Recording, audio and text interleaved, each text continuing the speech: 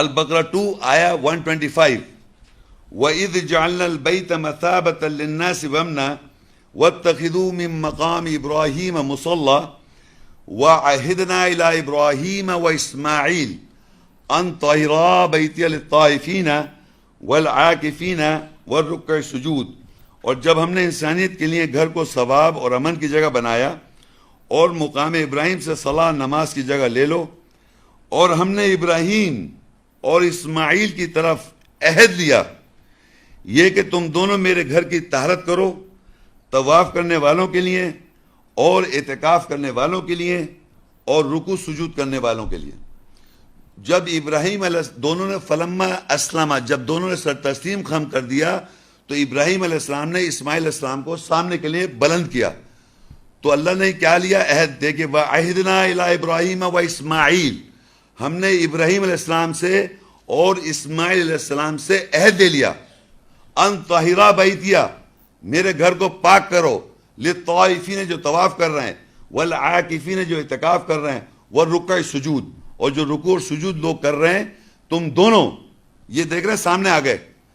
پورے قرآن مجید میں اللہ کے گھر کے نام کے ساتھ کعبہ بیت گھر کے نام کے ساتھ ابراہیم علیہ السلام کا نام ہے اور اسماعیل السلام کا. یہ سامنے بلند ہوئے ہوئے ہمارے سامنے بھی بلند ہوئے ہوئے ہیں.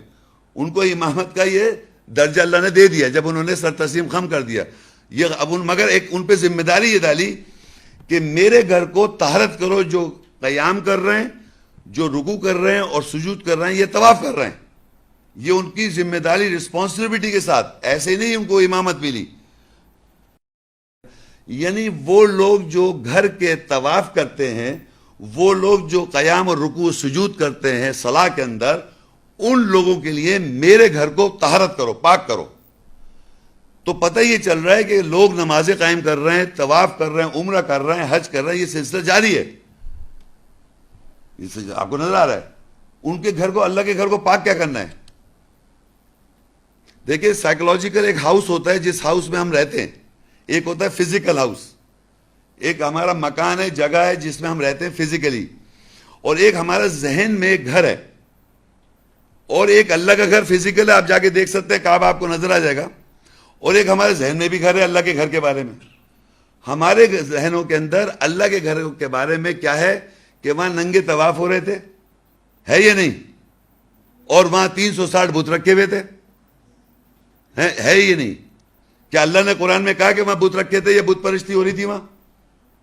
تو آپ نے گھر کو پاک، جبکہ نماز قائم کر رہے ہیں، قیام کر رہے ہیں، رکوع کر رہے ہیں، سجود کر رہے ہیں، طواف کرنے جا رہے ہیں، عمرہ کر رہے ہیں، حج کر رہے ہیں، لیکن ذہنوں میں یہ کہ وہ ناپاک تھا گھر.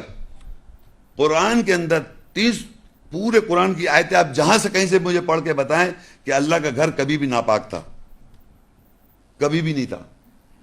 اللہ کہتا ہے ان اول بیت وضع للناس، بے شک یہ پہلا گھر ہے تمام انسانیت کے لیے، وضع للناس للذی ببکہ، جو بکہ کے ساتھ ہے، مبارکم وہدی للعالمین، یہ مبارک ہے اور تمام جہان والوں کے لیے ہدایت ہے. مبارکم وہدی للعالمین، مبارک جگہ ہے اور ہدایت عالمین کے لیے.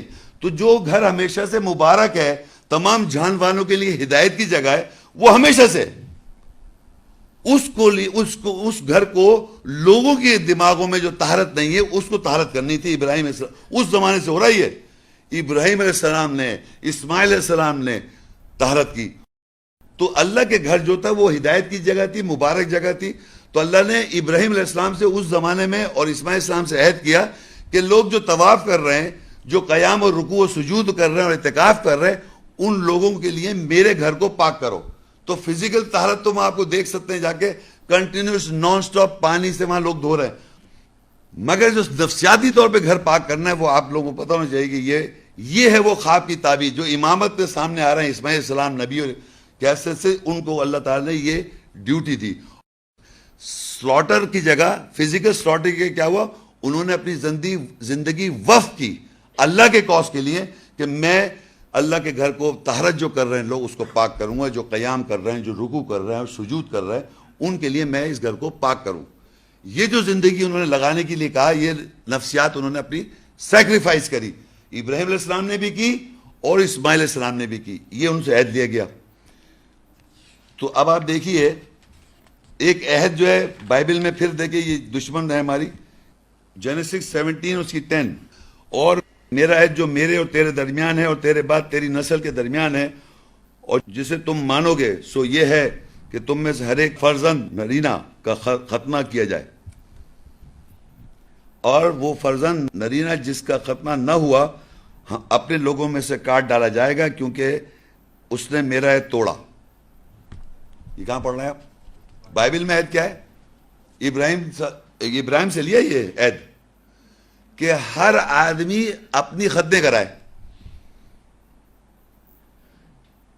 اور اللہ تعالیٰ کہہ رہا ہے وَعَهِدْنَا، اور ہم نے عہد کیا ابراہیم و اسماعیل، ہم نے عہد کیا ابراہیم سے اور اسماعیل علیہ السلام سے، ان طہرا بیتیا، میرے گھر کو پاک کرو، للطائفین جو طواف کر رہے ہیں، والعاکفین جو اعتکاف کر رہے ہیں، والرکع سجود۔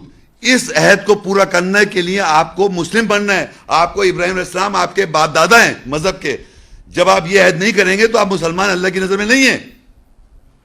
یہ جو کرینہ لوگ کہہ رہے ہیں کہ یہ عہد پورا کریں، بچپن میں اس بچے کے ساتھ زیادتی کر کے کاٹیں اور کہ یہ مسلمانیاں ہیں، یہ یہودیت کے پروپیگنڈا سمجھیں آپ۔ پوری زندگی دنیا میں آپ یقین کریں، جا کے آپ ڈکشنریز دیکھیں، اس میں لکھا ہے جوئش پریکٹس، کیونکہ ان کی بائبل میں لکھا ہوا ہے۔ یہودیوں کا، اور آرتھوڈاکس کرسچنز بھی کرتے ہیں، باقی وہ اب اس پہ بحث کر رہے ہیں۔